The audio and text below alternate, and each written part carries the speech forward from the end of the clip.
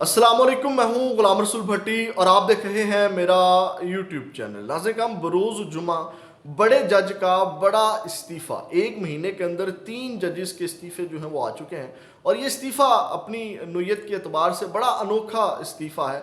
और क्योंकि इस इस्तीफ़े में जज साहब ने जो लिखा है वो जाते जाते पूरे सिस्टम को नंगा कर गए हैं और काजी फायद ईसा को तो कहीं का नहीं वो छोड़ के गए। उस इस्तीफे में क्या लिख के गए हैं, बाज़ लोग अपनी वजूहात लिखते हैं कि इस वजह से मैं इस्तीफ़ा दे रहा हूं, लेकिन उस इस्तीफ़े में बड़ी अनोखी चीज़ें जो हैं वो लिखी गई हैं। ये आपके सामने इसकी तफसीलात रखेंगे। और दूसरी जानब तोशाखाना फैसले का फ़ैसला जो है उसका तहरीरी तफसीली फ़ैसला जो हो चुका है वो भी आपके सामने रखेंगे, उसको भी थोड़ा एनालाइज करेंगे।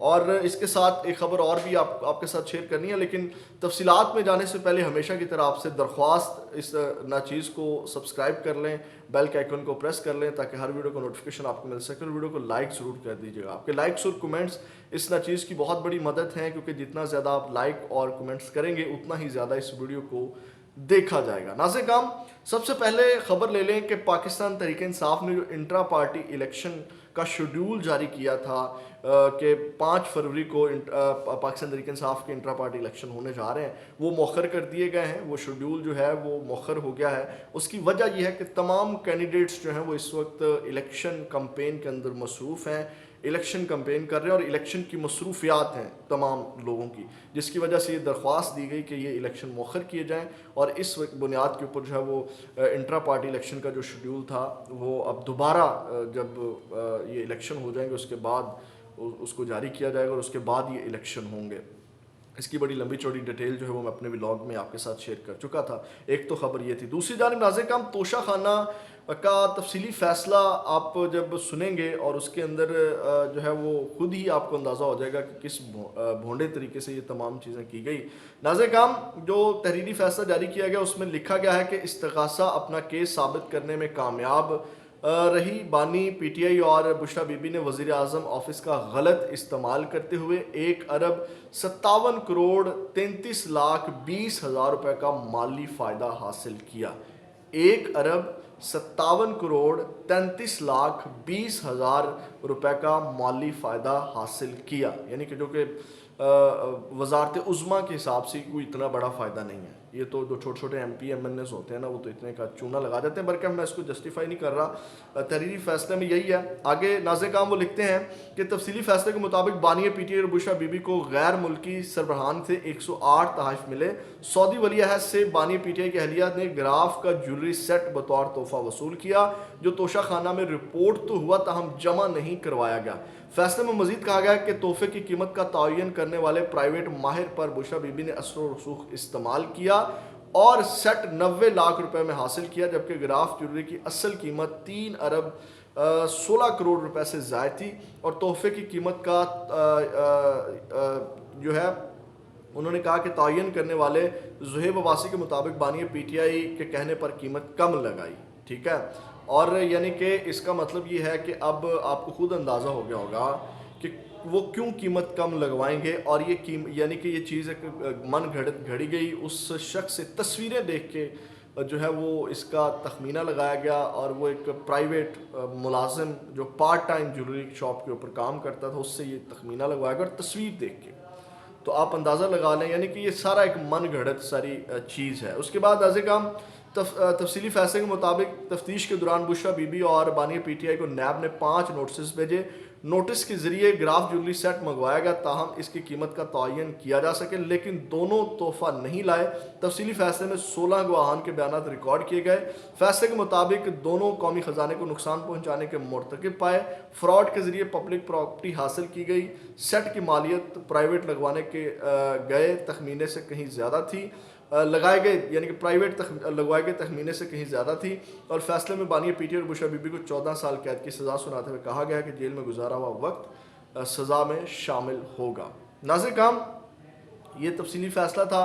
अब आप खुद भी इसको एनालाइज कर सकते हैं, इसके ऊपर अपना फीडबैक दे सकते हैं। अब आते हैं इस्तीफ़े की तरफ। नाज़िर काम, ये बड़ा इस्तीफ़ा, ये 1 महीने के अंदर तीसरा इस्तीफ़ा आया है, जो कि कह लें कि काजी फायद ईसा साहब की नाकामी का मुंह बोलता सबूत है। और काजी फायद ईसा के ऊपर बहुत बड़ा ये सवालिया निशान है कि उनके चीफ जस्टिस होते हुए जो है वो लोग इस्तीफ़े क्यों दे रहे हैं। ये तीसरा इस्तीफ़ा है जस्टिस मुज़ाहर अली अकबर नकवी और जस्टिस इजाज़ुल एहसन के बाद, और ये लाहौर हाई कोर्ट से इस्तीफ़ा आया है। जस्टिस शाहिद करीम ने ये इस्तीफ़ा दिया है और उन्होंने ये अपनी नीयत का किस तरह अनोखा इस्तीफ़ा है, और वजह उन्होंने कह लें कि वजह भी यही है जो अनोखा है ना, या नाज़िम उन्होंने इस्तीफ़ा जो दिया उसके अंदर इल्हामा इकबाल के अशार जो हैं वो लिखे हैं, और वो अशार ही वजह बताते हैं कि उन्होंने क्यों जो है वो इस्तीफ़ा दिया, और इस सिस्टम को जो नंगा करके गए हैं वो भी इन्हीं अशार के अंदर नंगा करके गए हैं। मैं आपके सामने रखता हूँ उन्होंने जो अशार इल्हामा इकबाल के यूज़ किए, और उन्होंने वो इशार लिखा। उन्होंने कहा कि आज़ाद की एक आन है महकूम का एक साल, किस दर्जा गिरा सैर है महकूम के औकात। आज़ाद का अंदेशा हकीकत से मुनव्वर, महकूम का अंदेशा गिरफ्तार गराफात। महकूम को पीरों की करामात का सौदा, है बंदा आज़ाद खुद एक जिंदा करामात। इकबाल यहाँ नाम न ले इल्मे खुदी का, मौजू नहीं मकतब के लिए ऐसे मुकालात। यानी कि अब वो जो इस्तीफ़ा उन्होंने दिया है नाज़िर काम, अब आपको इस शेर से समझ आ गई होगी कि उन्होंने सीधे और आसान अल्फाज में अगर मैं इसको एनालाइज करूँ तो उन्होंने कहा कि ग़ुलामी ना मंजूर है, यानी कि मैं ग़ुलामी नहीं करूँगा। ये शेर की जो तशरीह है सादा और आसान अल्फाज में कि मुझे ग़ुलामी पसंद नहीं है, जिसकी वजह से मैं इस्तीफ़ा दे रहा हूँ। और नाज़िर काम ये बहुत बड़ा सवालिया निशान है कादी फ़ायद ईसा के ऊपर। और ये जो अशार की तशरीह है, जो अशार लिखे हैं, ये इस सिस्टम हमारा जो निज़ाम है उसके मुंह के ऊपर बहुत बड़ा तमाचा है। इस तरह का इस्तीफ़ा आपने पहले नहीं देखा होगा। इस तरह का इस्तीफ़ा तारीख़ में कम अज़ कम मुझे तो याद नहीं पड़ता कि इस तरह का कोई इस्तीफ़ा आया हो जिसमें उन्होंने अशार के ज़रिए अपना जो दुख दर्द है वो बयान किया हो इस्तीफ़े के अंदर। अदरवाइज़ बहाना बनाया जाता है कि हमारी ज़्यादती वजूहात हैं, बीमारी है, कोई फैमिली को टाइम देना है, सेहत ख़राब हो गई है, इस तरह की वजूहात आती हैं सामने कि डिप्रेशन है या फैमिली इश्यूज़ हैं जिसकी वजह से वो इस्तीफ़ा दे रहे हैं। लेकिन इसमें लिखा हुआ है कि जनाब जिसकी वजह से वो इस्तीफ़ा दे करके जा रहे हैं, और ये अनोखा इस्तीफ़ा है। यानी कि ये इस सिस्टम के मुंह के ऊपर ज़ोरदार, खाली तमाचा नहीं है, ये ज़ोरदार तमाचा है। और कादी फ़ायद ईसा के ऊपर, या कादी फ़ायद ईसा की सरबराही में जो कोर्ट्स नीचे चल रही हैं, ये उसके ऊपर बहुत बड़ा सवालिया निशान है कि 3 जजेस ने 1 माह के अंदर जो इस्तीफ़ा दिया है, ये अब आपके सामने है। तो नाज़िर काम, ये अब तक की सबसे बड़ी खबर थी, मैंने कहा अपने नाज़िरीन के साथ शेयर किया। इस हवाले से आप भी अपना फ़ीडबैक ज़रूर दीजिएगा। ये जो एक अनोखा इस्तीफ़ा आया है, आप इसको किस तरह देखते हैं, आप इसको किस तरह लेते हैं। आपका फ़ीडबैक जो हमारे लिए बहुत अहमियत का हामिल है। अपना बहुत ज़्यादा ख्याल रखिएगा। पाकिस्तान ज़िंदाबाद।